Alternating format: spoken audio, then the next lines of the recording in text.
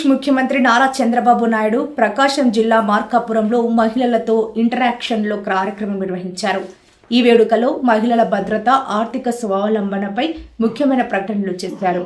ఈ సందర్భంగా డ్వాక్రా మహిళల స్టాల్స్ ను సందర్శించిన సీఎం మహిళలతో ముఖాముఖి నిర్వహించి వారి సంక్షేమం కోసం చేసిన చర్యలను వివరించారు.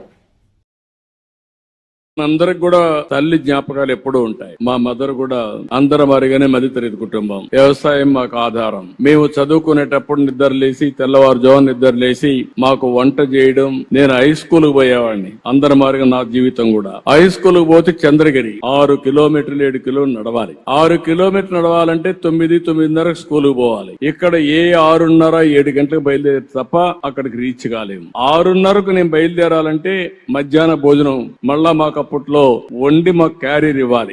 అప్పుడు పొట్లాలు కూడా కట్టేవాళ్ళం. క్యారియర్ తీసుకుపోవాలని మళ్ళీ తీసుకురావాలి కాబట్టి ఈ మరిగా పొట్లాలు ఇప్పుడు చేస్తున్న ప్యాకెట్ చేసి ఇచ్చేసేవాడు. దాన్ని పుస్తకాలతో పెట్టుకుని బ్యాగ్ లో పెట్టుకుని వెళ్ళేవాళ్ళం. అంటే 5 గంటలకు నిద్రలేసి 4 గంటలకు నిద్రలేసి వంట చేసి మాకు స్నానాలు చేపించి స్కూల్ కు పంపించేది. అక్కడి నుంచి ఓసారి ఆలోచించేవాడిని, ఎవరన్నా గెస్ట్ వచ్చినా బంధువులు వచ్చినా, నేను రాజకీయాల్లో గెస్ట్లు వచ్చినా వంట చేసేవాడు. ఆ వంట చేసినప్పుడు ఆ వంట గదికి పోయి బయట వస్తే కళ్ళంతా నీళ్లు కనపడేటివి. అంటే ఆ పొగంతా వచ్చేది, కడుపులేకి పొగబోయేది, కళ్ళ నీళ్లు వచ్చేటివి. అది చూసిన తర్వాత నాకు అనిపించింది, ముఖ్యమంత్రి అయిన తర్వాత నా తల్లి పడిన కష్టాలు ఏ ఆడబిడ్డ పడకూడదనే ఉద్దేశంతోనే దీపం ద్వారా వంట గ్యాస్ సిలిండర్లు మీకు ఇచ్చాను. దేశంలో ఎవరికి ఆలోచన రాలేదు. మా తల్లి కష్టాలు చూశాను. అందుకే నా ఆడబిడ్డలు అవస్థ పడకూడదనే ఉద్దేశంతో 95-97లోనే ఆడబిడ్డలందరికీ గ్యాస్ సిలిండర్లు ఇచ్చాను.